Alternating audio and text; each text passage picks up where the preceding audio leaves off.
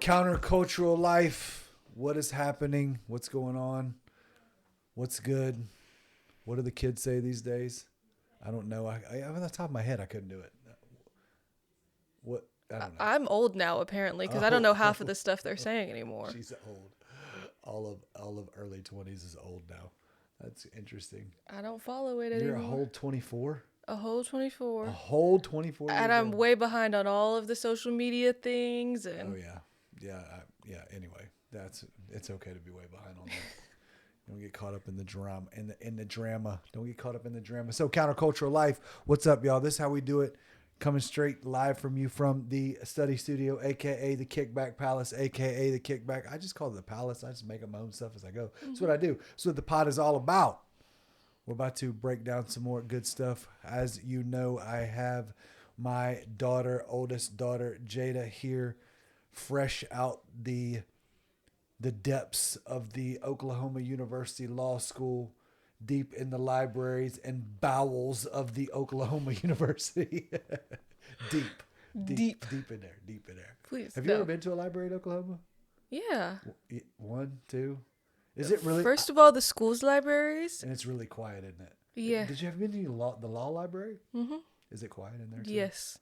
I feel like a nuisance when I'm tapping away on my keyboard. You feel like a nuisance when you're typing and tapping away on your keyboard. Tapping away Has on my anybody keyboard. ever said, you need to type quieter? No. I usually go into a private study room. I mean, do you get in like when you're in a law school library, do you get into like a whisper fight? Is it like, don't tell me what to do. Be quiet. Mm-hmm. Stop typing on your keyboard. Yeah. Okay. So I feel like that's any library. it's a whisper fight. Like, is there some sort of library rule out there? Like, if you speak at a certain decibel in a library, like you get thrown out. I wonder if there's anybody out there who's actually been thrown out of a library. Oh, I'm sure there are. There's a reason rules exist, and it's because people... You were being too loud, sir. You need to go. You need to go. So, yes, we're going to talk about things that you've learned. See, this is why I love this podcast. See, Noah likes to keep it structured and likes to have a plan, and not really, but I feel like there has to be like a protagonist and an antagonist in every relationship. Why are you making him the antagonist? I don't know. Because I need the yin to my yang. I need the opposite, so I get to paint him as a bad guy when he's not on the podcast, even though he's the best of the good guys. But anyway, going into this counterculture life, doing stuff differently, going against what culture says. That's what this is about. It's about the 4 areas: spiritual, mental, emotional, and physical. But we're going to talk about today is we're going to do something a little bit different, because as my daughter, I can ask you these questions because I know how you grew up. And I know the story behind the desire to be a lawyer. But first of all, going back into the mindset of gratitude, I have told you before, you push me and you don't even know. So your focus and your drive and your dedication and your desire to achieve something makes me better. So that's why I'm showing you, how I'm going to show you gratitude right now. So that space, first of all, because I know that we saw very early on in her life that she wasn't just good at arguing, because that's why we pushed her into that space of like, you need to go to law school.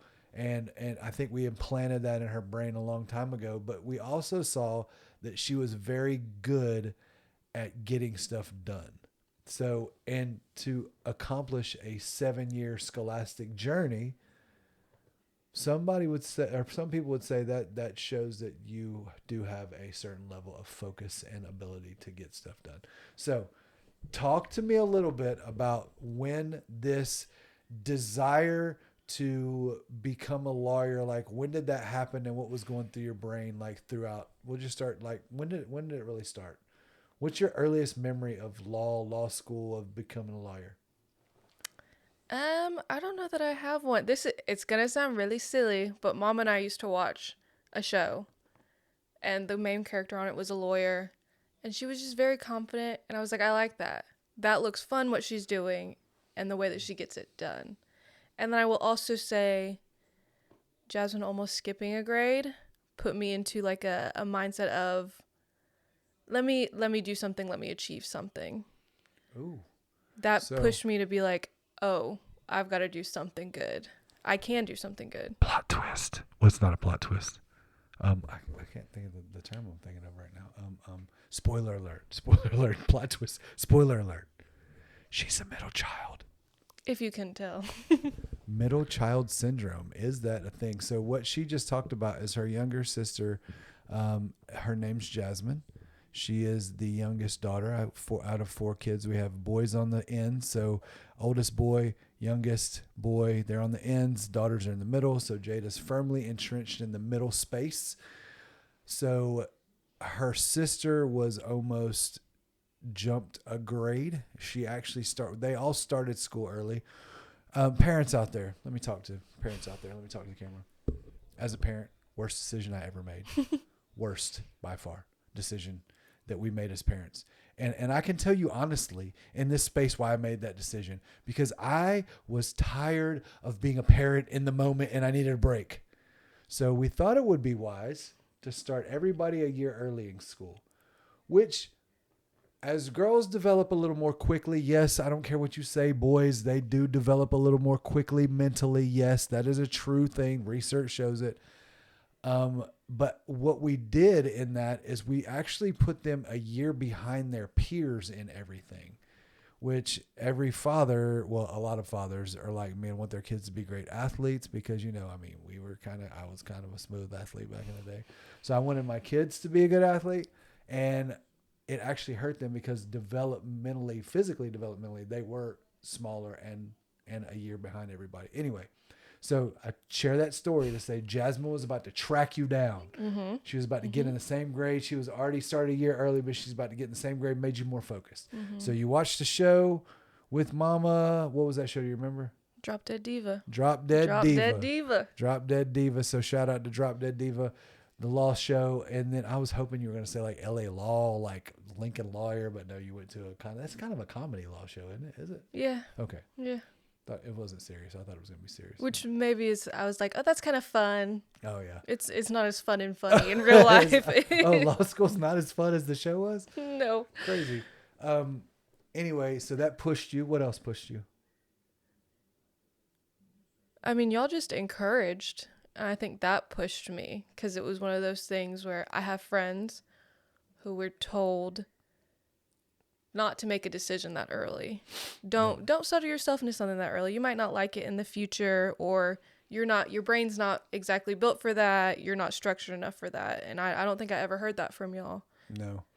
Which, I mean, who's going to tell me, no, we don't want you to be a lawyer? What parent does that? No, I mean, but in that space, I think this is what we were thinking. If I could give some parental advice, when you see gifts in your kids, push them towards their gifts.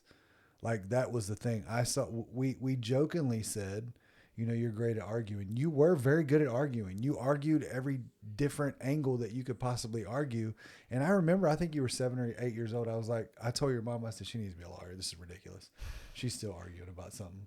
And it was that mindset. I was like, well, here you go. You have that ability to argue. So me and my limited knowledge of what lawyering looks like, I know they have to be able to, argue. I know they have to be able to be smart enough to build out different levels of thought to argue. And I saw that in you really early on.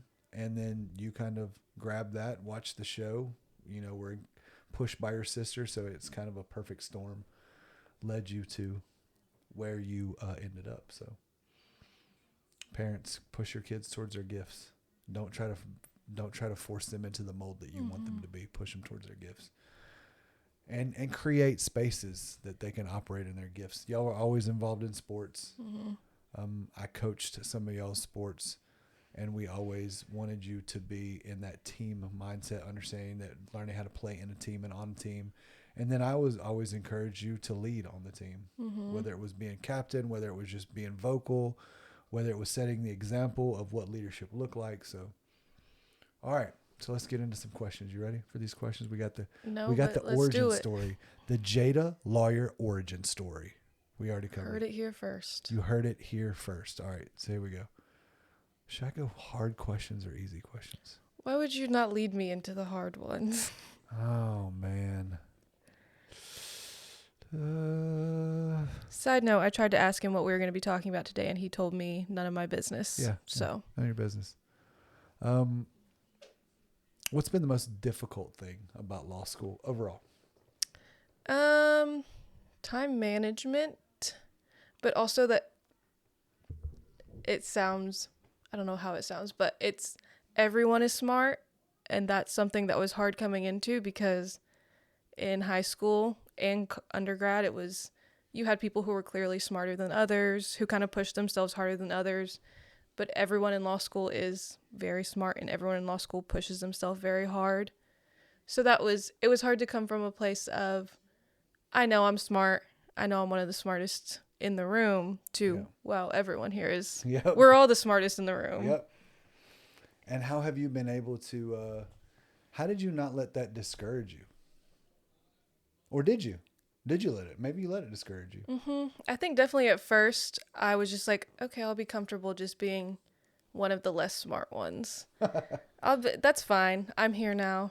Yeah. That's all I needed. But realizing that they were continuing to be the smartest of the smart people by working hard and pushing outside of law school too. Like, they read books on other things. They expand their knowledge on everything else. So now it's not just educationally smart, but smart in other areas as well. Yeah. What podcasts do you listen to? No, what do you listen to? The law podcast? Is it a podcast? What do you listen to? It's a SCOTUS blog. It's just Supreme Court oral arguments. Oh, man. That sounds delightfully boring. Anytime I put it on in the car, Nick is immediately asleep. Immediately asleep. See, I don't know. I love podcasts, but that would be a difficult one for me to listen to. It's not a podcast. It's just... It's on like Spotify. Okay. SCOTUS blog.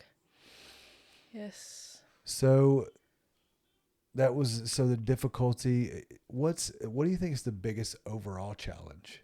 The biggest overall challenge? Law school from year 1 to year 3. What do you dread?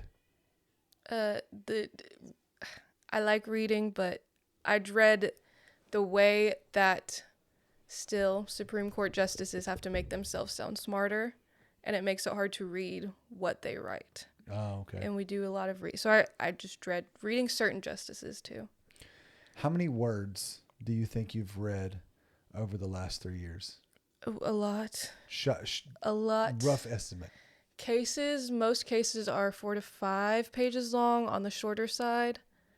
So that's at least 3,000 words, 2,500 words. I read for at least 3 per class a night. So we're in the thousands of cases at this point. So you think you've read 1 million words? Yes. 2 million words? I'm really bad at gauging. I'm bad at distances and quantities. I have so many comments I can make right now, but I love you. Look, he just worked out at least 2.5 million. 2.5 million words. Nice. That's why you got to have a Noah. And I like reading, but... That's why you got to have a Noah on the squad. And he's quick with it, too. He was quick with it. 2.5 million words. All right. What excites you most about starting your career in law? Advocating. Okay, that's a big word that smart people, some people need to learn how to talk. That would be me.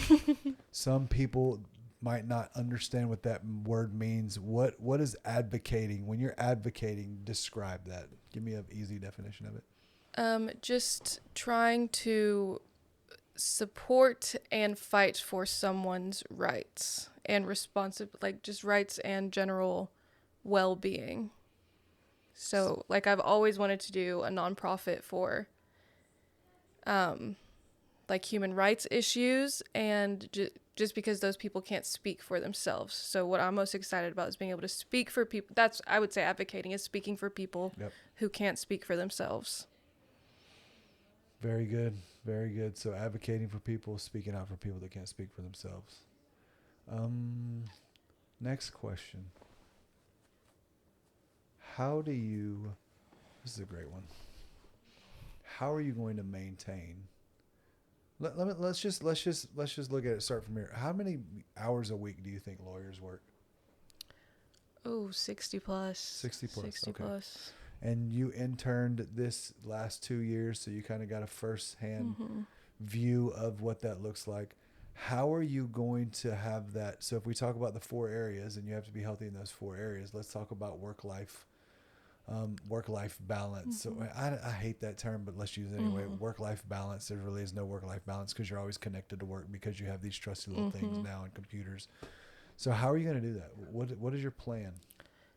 I will say I've learned from the people I've interned with the do's and don'ts of a work-life balance, and it is like having a separate phone or not giving out your phone number to clients so that they can reach you at 1 o'clock in the morning and blow you up, and just being able to fully disconnect, which is hard to do in the electronic age, but that's one of the things that I'm hoping to focus on, is being able to fully disconnect, because that's how burnout happens, especially in the legal field, is always being connected.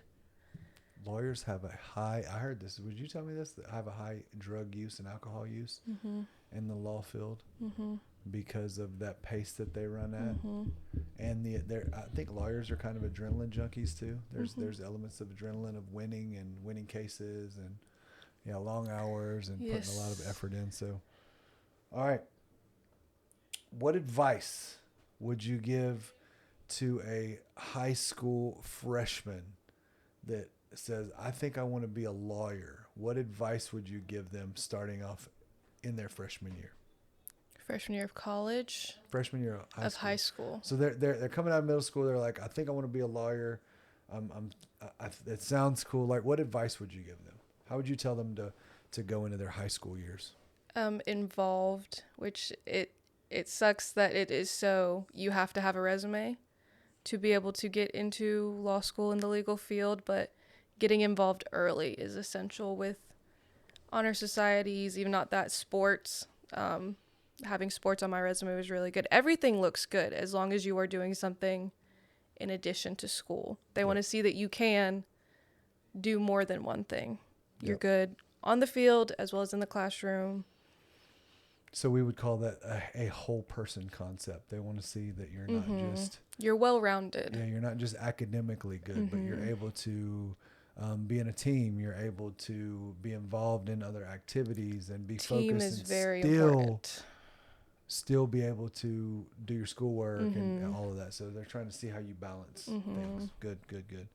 So you would say make sure that you are involved.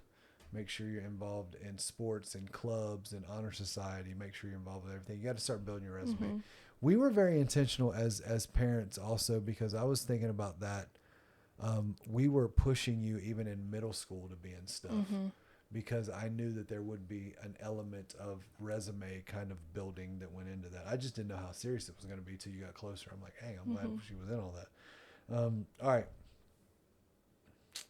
I will say talk to someone who knows too, because I feel like there's a lot that I didn't necessarily miss out on, but a lot about getting into the legal field that you guys just simply didn't know, not coming from it. Yeah. So reaching out to someone who knows is really helpful. And speaking of helpful, it's going to be helpful to have a lawyer in the family. It's already come in helpful this week as she was reviewing a contract, just looking at not reviewing as a lawyer, but looking over the contract. I don't give legal advice yet. She wasn't giving legal advice, but she was like, legally speaking, should this be, but you were like, should this be here? Yeah. And it enabled her to go, oh yeah, that was wrong. And she discovered that was wrong. So yes, no legal advice because she can't do that yet, but she can read and tell you if something's wrong. I can tell you personally how I feel about this. Yeah. How concerned are you about I don't want to say concerned. It sounds weird. But if it's the word, use the word. How concerned are you? Okay. How concerned are you about taking the bar? Oh, very. Why? Because it's not the end all be all. I can take it again, but as someone who doesn't like to fail, that would hurt me a lot to not pass it on that first try. It's also just a really expensive test that I don't want to have to pay for again. Yeah. But scared, but also I've learned that I can be less scared about doing that the more confident I am in my knowledge. So that's what I've been working on lately, is just paying better attention to class and what I'm reading and what I'm doing and feeling confident in that. Yeah. It's setting up you got to set the parameters now too. I'm familiar with the feeling because in the military we had to pass tests for promotion, and they were some of the hardest tests out there. Air Force promotion is ridiculous. No shout out to Air Force promotion. No love for No Air love. Force No promotion. love. It's very difficult. It's very hard. And the rumor was that even people that scored higher than 90 got investigated by the Air Force Office of Special Investigations, OSI, which is like the FBI for the Air Force. So my mission was to get investigated. Oh, to do well enough. To do well enough that to they get said investigated. something had That to be was wrong. my mission. You had to have cheated. That was my mission. And I missed it by 1 point. So I got an 89 on the test, and supposedly to get investigated, you had to get a 90 or above. So that's the only, not really a regret, but I wanted them to come in. I wanted to be like, yeah, how'd you score so high? I spent 4 hours a day studying every day, standing up, studying words because I was falling asleep. Because so this kind of develop. I say that to say you got to develop that same mindset. Mm-hmm. Like you got to make it a challenge. You got to say, hey, I'm going to do this. I'm going to do this because I'm going to prove people wrong. I mean, you have to get that in your mind. When you're creating habits, so it would be a habit of study. It's who do you want to be at the end? You already said you want to be Jada, the $88,000 at least lawyer coming out the gate. So you have to put those things in your mind to make sure you score high enough on the bar. So it's speaking those things we talked about on a previous podcast, speaking those things into existence and calling them out. And I'm not talking about name it, claim it. I'm not going to go there. See, I'm getting rabbit trail again. Rabbit trail. Rabbit trail. All right, back to the focused questions.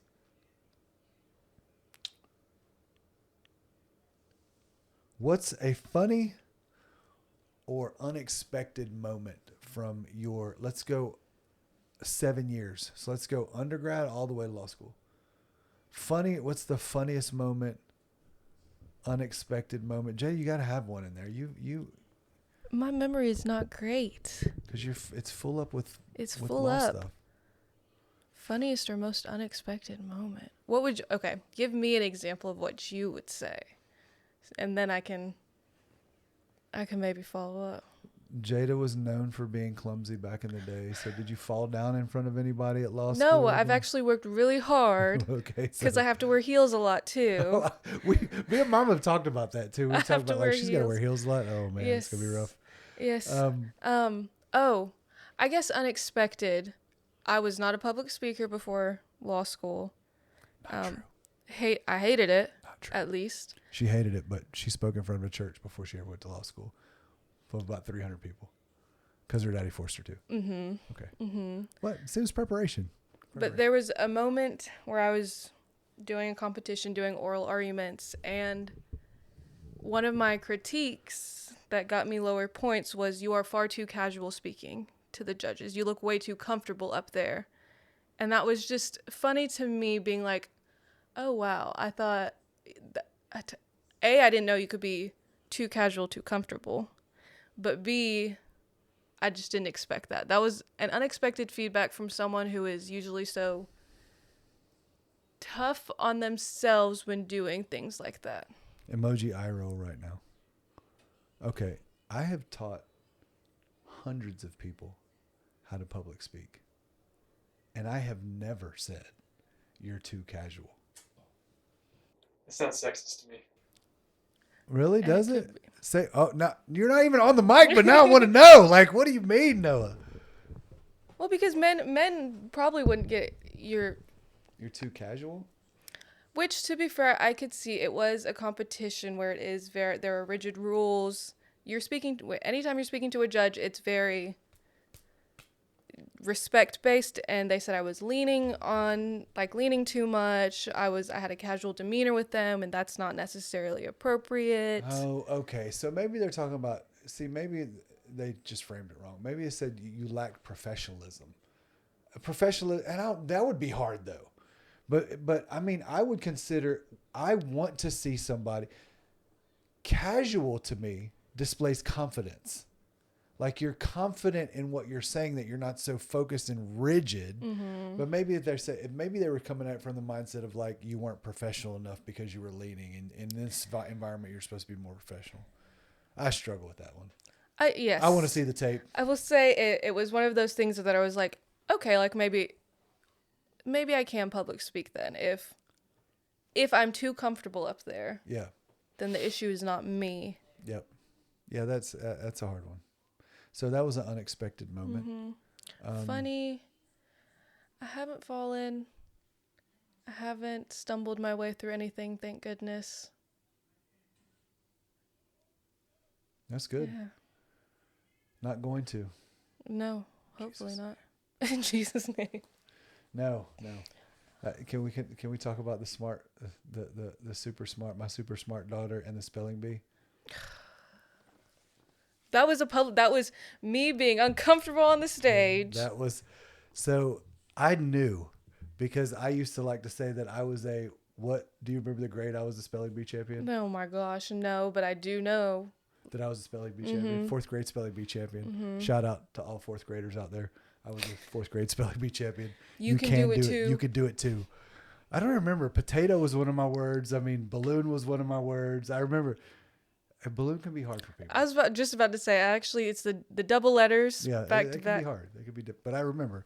And I remember, I'm not going to call her name. I remember her name, but she cried because she had never lost and I beat her. And she cried and I was like, I wanted to be like, yeah, but I've kind of felt kind of bad, but not really. Anyway, 4th grade spelling bee champion. So my daughter gets in the spelling bee. What grade were you in? I had to be in like 5th or 6th grade. Yeah. And she had ran the competition at the school, had made it through districts and made it. And it was like we were regionals or something. At the North Carolina State Fair. North Carolina State Fair. And I was in my moment. I was the proud father. I had the camera. I was one of those fathers that didn't care. I'm like, I'm going to the front. You can't tell me to sit down or get out the way. I'm filming my daughter. And I will never forget. It was such a funny moment. It was such a funny moment. Because she said, I can't remember the setup, but I realized they changed the word on me. They changed your word. Because when your word rustling. And I've got that. Yeah. And then as soon as I was about to start spelling, they said, wait, we might save that for a later round. So they thought they were giving her too hard of a word. But now I see you had R stuck in your brain. The R was stuck in there. You had R stuck in your brain. So then they said, spell macaroni. And me with the father, so we're going to pretend this is my camera, even though it is a camera now. And I'm filming, and I'm like, yeah, she's going to kill it. And she said, M-A-R. And right when she said M-A-R, I closed the camera and walked away. Because it was Marcaroni. You'll never forget that. And then at the end, he was like, you had an R in there, and I couldn't understand why I lost, because I said, there is an R in macaroni. What are you talking about? Yes, there is an R at the end of the word. At the end of there's not two of them. There's not two of them. There's only one of them. So yeah, that's a funny moment. Haven't had thankfully any of those moments in law school. I'm glad that's funny to you. I was scarred. It's a traumatic moment. I was scarred. Oh, my goodness. So good. All right, last question. If you could give a shout out to one professor, classmate, or family member, who would it be and why? Not the last question. Second to last question. First of all my family members for being very patient with me. And also shout out to them for making me want to come back to Tennessee. I didn't know where I was going to practice, but y'all gave me FOMO so bad. Why? Because y'all are always doing something fun. We are doing something. And I'm 12 hours away. They're pretty cool. Yeah. They're pretty cool. There's one person in my class who probably doesn't even know that he has made an impact. His name is Howard. Hey, Howard. Shout out to Howard. Shout out to Howard. He is just one of the most positive, uplifting people there are. I had to give my first presentation in class in law school, terrified. And I locked in on Howard, and he is actively listening, nodding his head, giving good feedback. And that was just one of those moments I was like, oh, I can do this. Yep. This isn't so scary. That's such a good So example. Howard has no idea that he was... Till now. Yep. Howard's got an idea. She's taken, Howard. I'm sorry. Look, she's got a boyfriend. Oh, he's married with kids. Oh. He's the kindest, sweetest person you'll ever meet. So Howard was a student at this time, or Howard's a No, Howard's a student. Yes, he is. He came to law school a little bit later in life. Oh, nice. Nice. Shout out, Howard. You're a good dude. Thank you for making my daughter's journey through law school easier because of your pleasant demeanor. Fantastic. All right. So shout out to the family for being patient. It really wasn't being patient. I mean, your brothers are impressed with you. They may never tell you that, but they are impressed with you. We hear comments where your sister's impressed with you. Everybody's impressed. So know that everybody's proud of you. Know that everybody enjoyed. There was no fights to go to Jada's graduation. There wasn't, I don't have to go. No, everybody was like, I'm going. So this is a big thing. First lawyer in the Carson family that we know about. That we know about. I mean, there's been some lawless people in the Carson family, but not Been lawyers. a couple of lawless people. I used to be lawless a little bit. Anyway. All right. So this is the final question that we ask everybody. Okay, so I'm less scared now. What sounds like I shouldn't be. is your favorite conspiracy theory and why? Oh, I call this my party trick just because I think it's fun to whip out that dinosaurs weren't real. And I don't believe, I honestly don't believe one way or another, but it's funny how intense people get when you tell them dinosaurs did not exist. And how hard they will try and convince you that they did. Where did we have this conversation? We've had it before because I genuinely wanted to know what you thought about it from a religious standpoint. Yeah. But I have lots of thoughts. I have a friend at school who he is hung up on that. You don't believe they're real. Not that I don't believe. However, I'm not convinced they did either. Very good. What's the explanation for the fossils? Most of the fossils you see in museums are not the real fossils. They are casts of them, and they say that the real fossils are stored somewhere safe. Smithsonian. Giant bones. Where are they stored? Somewhere safe. Somewhere safe. Last question, just specifically for you, going back in because we went there. You read a book recently called Supernatural. What were your overall takeaways of that book? I really liked it, and my big overall takeaway that I'll tell anyone is that the American church has really simplified the spiritual aspect of Christianity. Simplified to our detriment or simplified? Oh, to our detriment. Nice. Because I have never once before that book did I hear about a cosmic battle and a supernatural battle on Earth. Very good. Shout out to Mike Heiser, passed away last year. One of the greats. Look him up, Michael Heiser, Heiser. Wrote a book called The Unseen Realm, and Supernatural is the abridged version of The Unseen Realm. He wrote a few books, but those are my favorites. Check it out. It'll definitely give you a new insight into the Bible that you probably have not heard, and we will be talking about that more in depth on a later podcast. But until next time, Jada, give us a shout out. How do you want to close out? Close out the podcast. Close out the pod. I get to close out the pod. Close out the pod. That's so much pressure. Oh my God. I haven't thought about it. You see, those are the things you got to give me time, because I just want to say peace out. There you go. Peace out. Peace out. Peace out from the pod. Kickback Palace, aka Study Studio. Holler. We'll see you next time.